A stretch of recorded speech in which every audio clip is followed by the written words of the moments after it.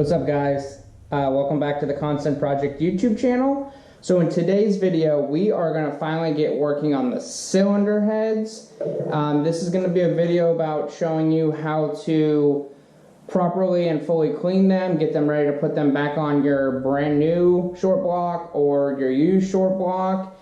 And these are kind of the steps that I'm going to be taking, and I feel most people should take if you're reusing any type of cylinder heads, but this is specifically the Subaru cylinder head. So let's get it going.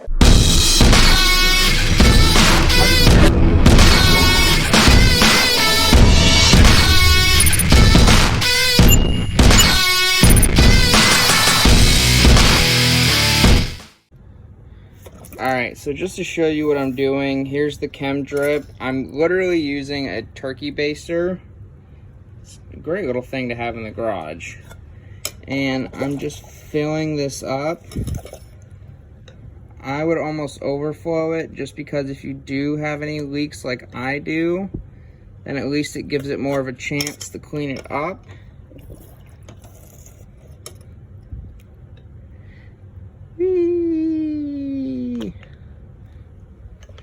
Alright, now back over to this one.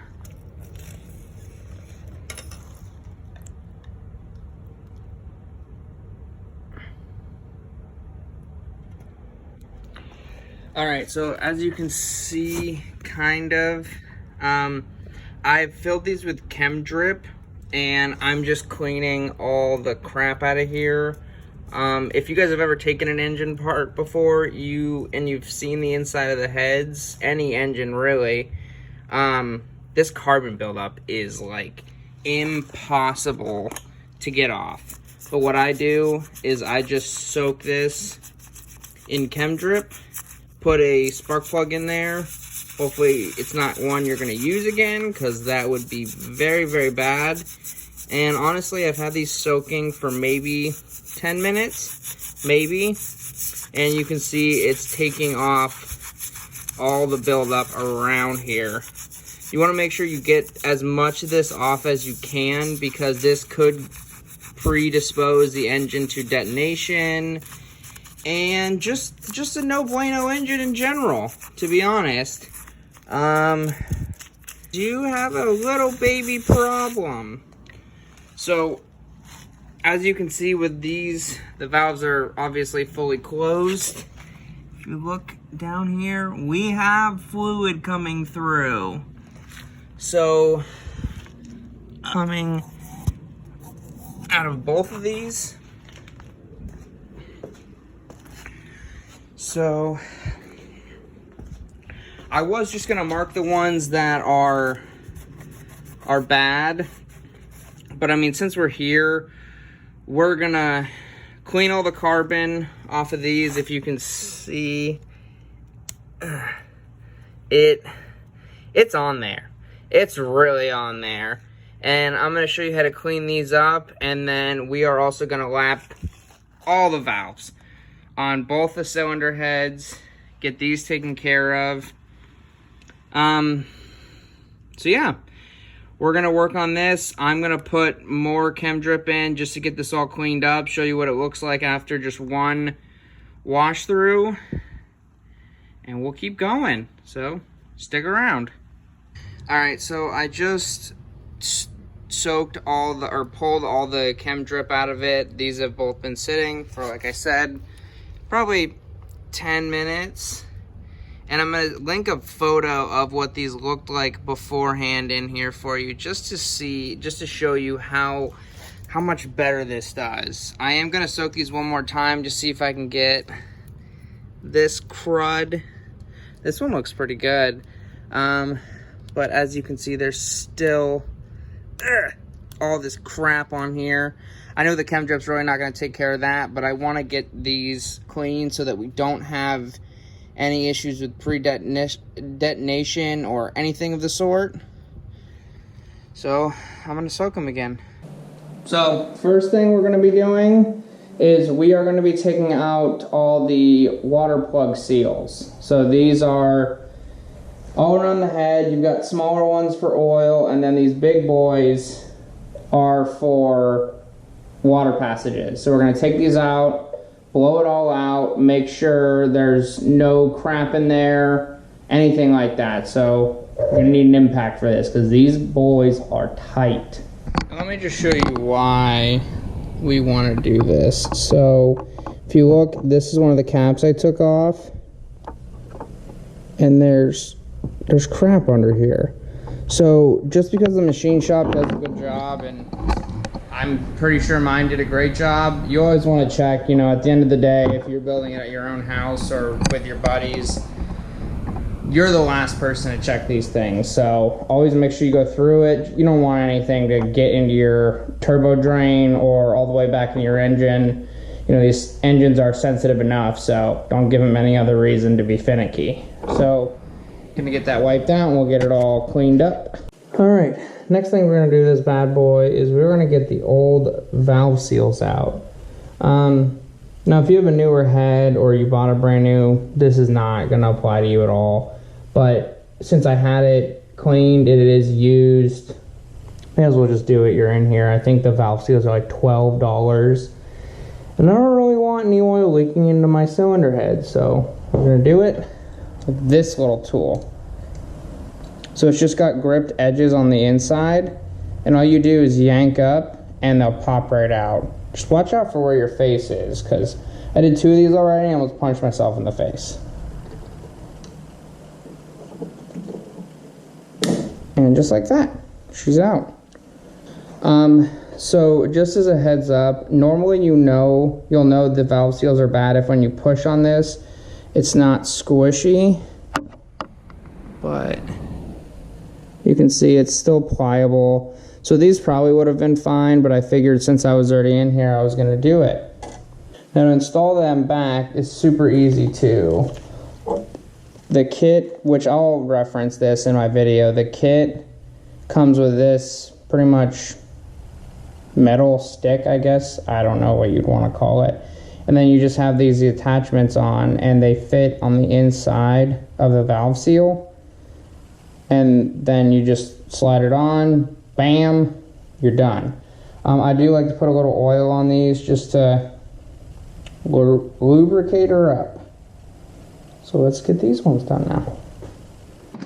All right, next piece for putting on the head is a Torque Solutions 10AN oil drain adapter fitting. Now you can go with the stock stuff, but the stock only allows you to put like a rubber hose on, where this will allow you to put obviously a 10AN line, and it's really nicely made. It's just got 2 little rubber O-rings on the back, and it's a really tight fit, and it's a really nice product. So if you're looking to run AN lines, this is the bee's knees. Just put a little lubricant on her.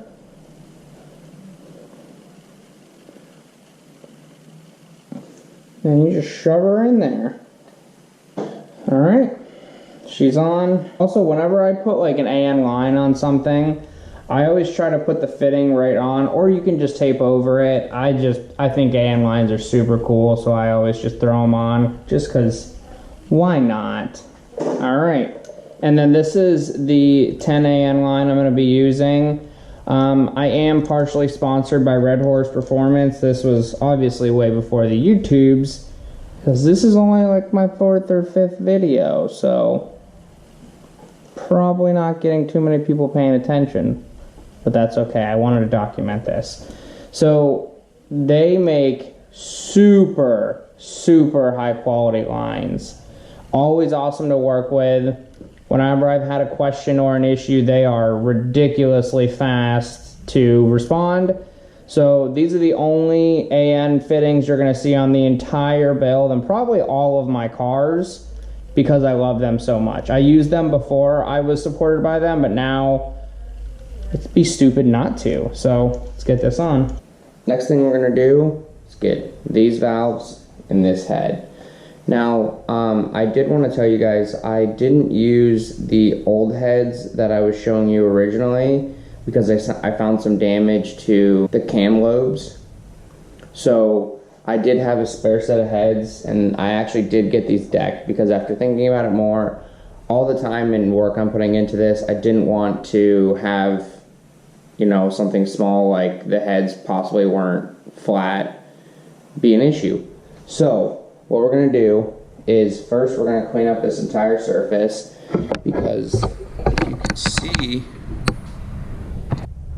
some just stuff right there. It's kind of hard to show you on this, but there is some carbon buildup on the inside of the valve, so we're just going to clean that out before we start on this. And then I'm going to show you how to lap the valves at home. So let's get this cleaned up.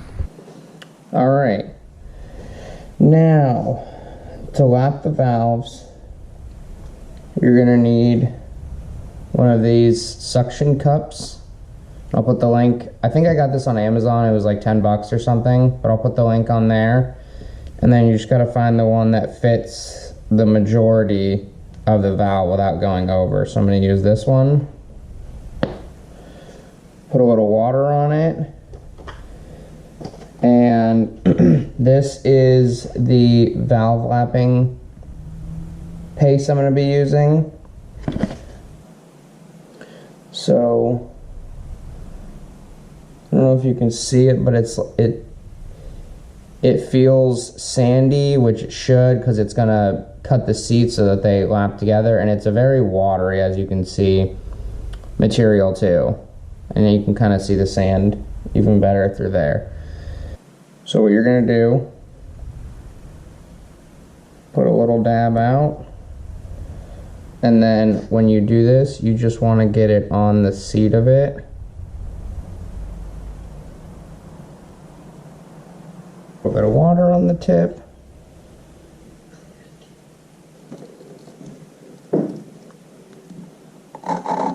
You hear how it's grinding, like it sounds very rough. You pretty much want to keep doing this and keep moving it until it gets quieter. So as you can hear now, it's pretty quiet, and that's how you want it. And when I'm turning it around, I don't feel any rough spots where it's still catching. You can actually see on the valve, see that shiny part right here? This is it actually cutting it. So you want to look for that. And it's super even along the whole face of the valve. So we're going to clean both of these up and move on to the next one. All right, the last head mod I have for you guys is the Dom Cylinder 4 head mod. This just goes into the back coolant passage of your head. And the way the Subaru cooling system is set up is cylinder 4 is the last cylinder to get coolant. So you run higher temperatures back there, more chance of knock, lean detonation, stuff like that. So this actually changes the system and makes it so that all 4 of the banks get coolant at the same exact time or right after each other. So this is just a really good mod if you're just looking for more even temperatures, and it's only like 70 bucks, and it's really nicely made. I had this on the head already, but when I cleaned it up, I obviously took it off, so we're just gonna throw that on and we'll get the heads on. For head gaskets on this thing, I'm not using anything special, just stock OEM Subaru multi-layer steel gaskets. So yeah.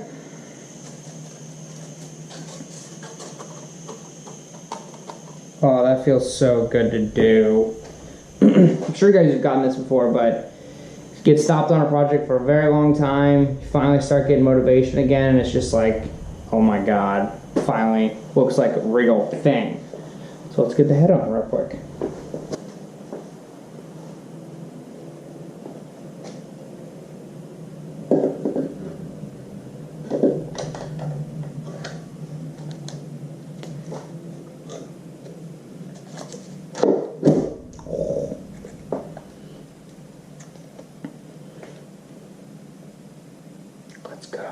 Alright, per ARP's recommendations, clean the washers off. So I just used some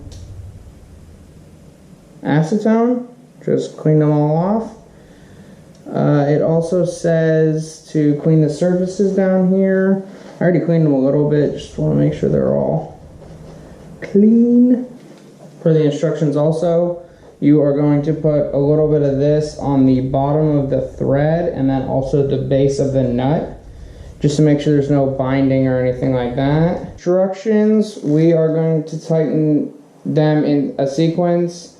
1, 2, 3, 4, 5, 6. 30 foot-pounds, 60 foot-pounds, and then finally 90 foot-pounds. So let's get this knocked out.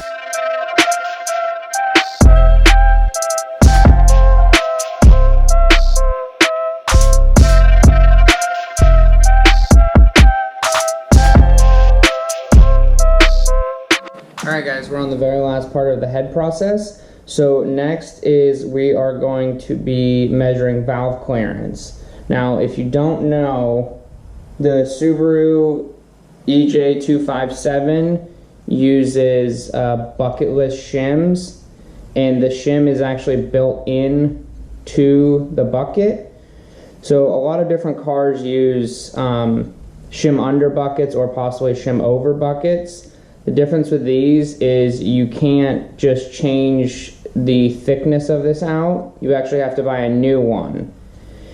And unfortunately, what I'm about to show you is not awesome. So if you can see, it is not good. There's actually like rust pitting in there, and I can catch my fingernail on it. So I'm going to be using these for mock-up purposes, but I will not be using these in the engine. I have to buy almost all brand new ones, and at $25 a pop, it's not exactly cheap. And it's not terrible, but, you know, rather spend a couple $100s and wipe out my cams because there was some rust on them. So we are going to put the cam in. We are going to torque down the cam bolts. And we're going to get started.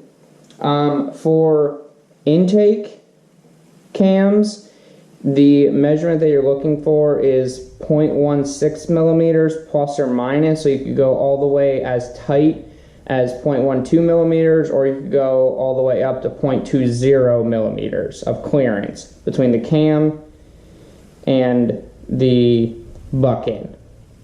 You want to try to get as close as possible with that, because you don't want them to be too tight and you also don't want them to be too loose. So let's get this stuff installed. Get it going. When I'm installing these cams, I'm not going to be doing a full rotation or anything, but I am going to put some assembly lube just on the journals to make sure that if there is anything, it's not going to scratch them up. You don't need to put a lot on right now. When I do the final install, I will, but this is just going to be to make sure if there is any small dust or anything, that it's not going to scratch the cam caps up. Alright, for the cam caps, the front two get 7 foot-pounds of torque, and then the rear ones get 14.5 foot-pounds of torque. Alright, didn't take much at all. So now I've got my feeler gauge here. I know this might be a little different than what you guys have normally seen. This is a Blue Point feeler gauge, and it's just got these little angles at the bottom. Sometimes when you're working on this stuff, you don't have a lot of room. This, obviously, we have all the room in the world, so we're fine. But these are nice for like if you're working on motorcycles or stuff. But yeah. So let's see where she's at. It's good to get a pen and paper, write everything down so you've got where they're at, because if you try to remember these, you will forget or you will mess up, and not good. Another tip that I'm thinking of, when you do this, you should feel a slight drag when you're pulling it through, but it shouldn't be anything that you have to yank on by any stretch of the imagination. Surprisingly, we're good. So we finally got all the new buckets in, so let's get this all together, hopefully for the last time.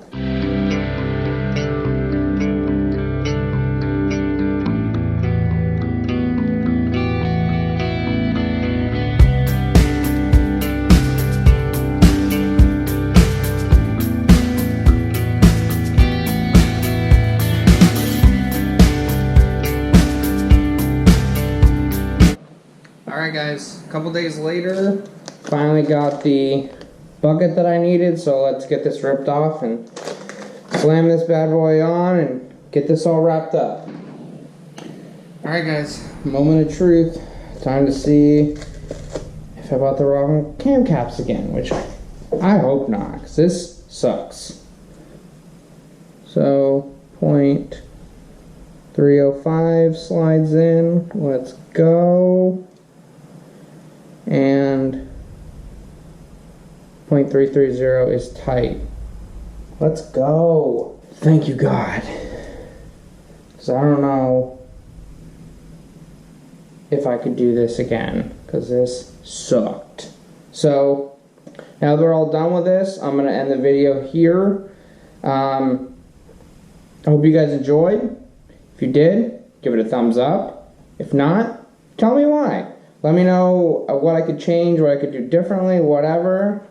Until next time, peace out.